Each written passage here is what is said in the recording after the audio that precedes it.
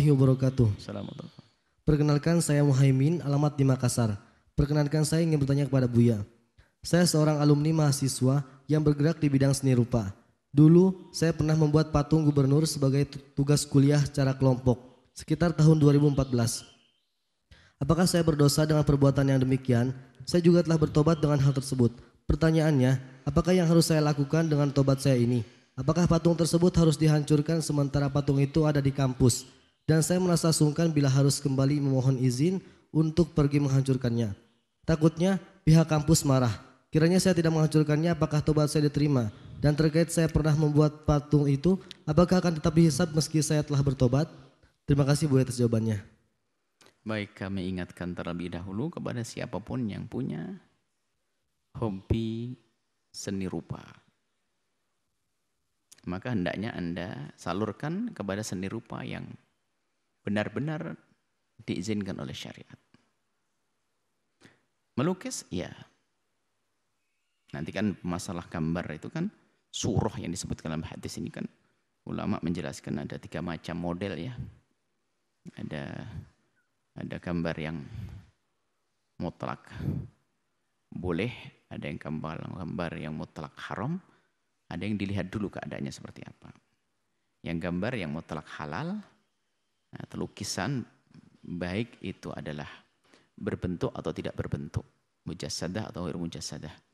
Gambar yang mutlak halal tidak haram adalah gambar biarpun gambarnya berbentuk kayak patung begitu, maksudnya berbentuk, maka adalah dihalalkan kalau itu gambarnya sesuatu yang tidak bernyawa. Gambar pohon, ya, gambar bangunan, gambar gunung, itu tidak apa-apa. Itu yang mutlak halal.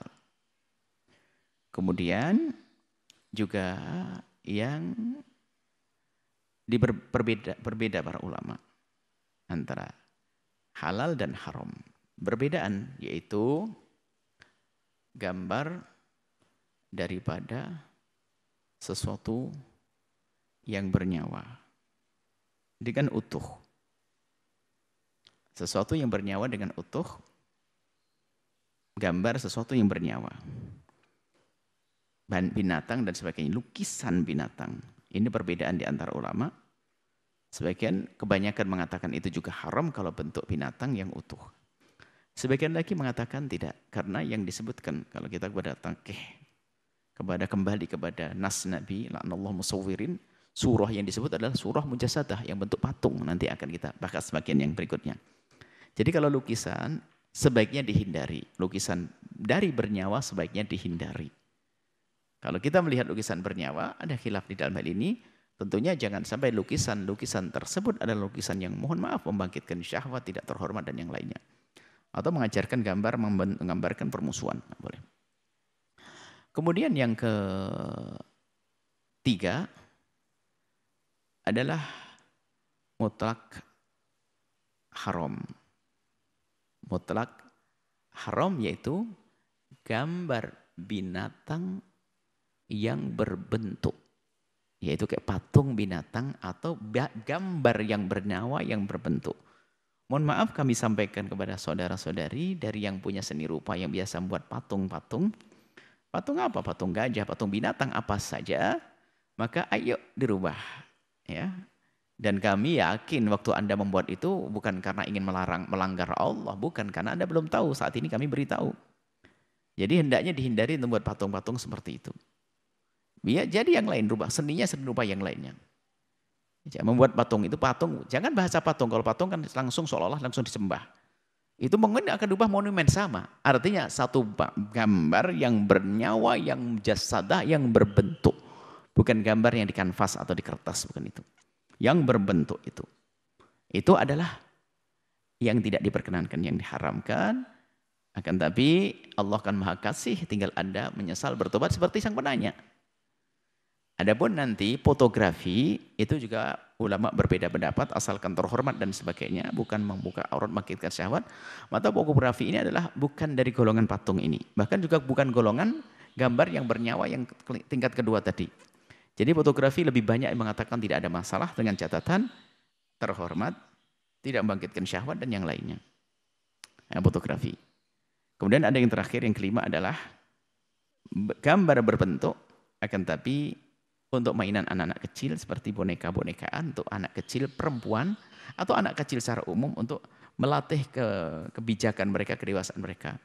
Makanya boneka hanya berlaku untuk anak kecil. Ibunya, anaknya nggak boleh beli boneka untuk dirinya. Sang suami saking sayang kepada istri, berikan hadiah kepada suami, istri ada boneka, nggak boleh. Itu hanya untuk anak-anak saja. Baik, kembali kepada pertanyaan ini, pintas ya, kami hampir hukumannya, hukumnya dulu. Hukumnya sudah kami sampaikan ini. Sebenarnya sudah kami bahas detail tentang hal ini. Ini gambarannya. Jadi Anda salah, tapi Anda kan tidak sengaja berbuat salah. Anda ini dipilih oleh Allah, Anda diberi kesadaran saat ini. Anda ingin menghancurkan, ntar dulu dong. Apakah mudah Anda menghancurkannya?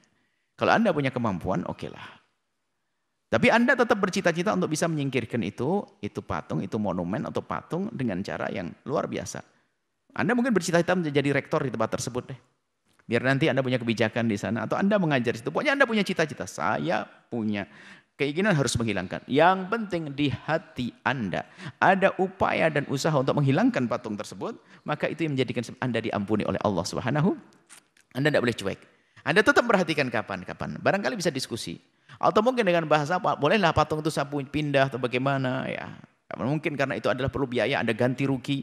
Anda pindah, setelah Anda pindah, Anda hancurin. Bermacam-macam upaya, yang penting Anda punya upaya. Tapi kalau Anda langsung merusak dan sebagainya, bisa bermasalah Anda. Bisa masuk penjara, bisa Anda mengganggu kelestarian, dianggap sebagai keindahan taman mungkin sebagian seorang. Maka kami ingatkan kepada siapapun, jangan, kalau di taman Anda jangan dikasih patung burung bangau. Kasih bangau beneran. Karena ada patung rumahnya, taman rumahnya dikasih patung burung, kasih burung bangau beneran, angsa beneran atau apa. Jangan patung angsa, ya. Tapi kami selalu khusnudon, Anda tidak sengaja, bukan melawan Allah, tidak. Anda karena tidak mengerti, karena Anda lihat itu cantik. Karena kalau saya beli angsa beneran, rumahnya kecil begini, angsa beneran bisa kotor nanti. Anda patung-patungan angsa. Enggak, sekarang Anda rubah, besok Anda ganti dengan sayur bayam. Bisa disayur setelah itu. Jangan dengan patung-patung semacam itu.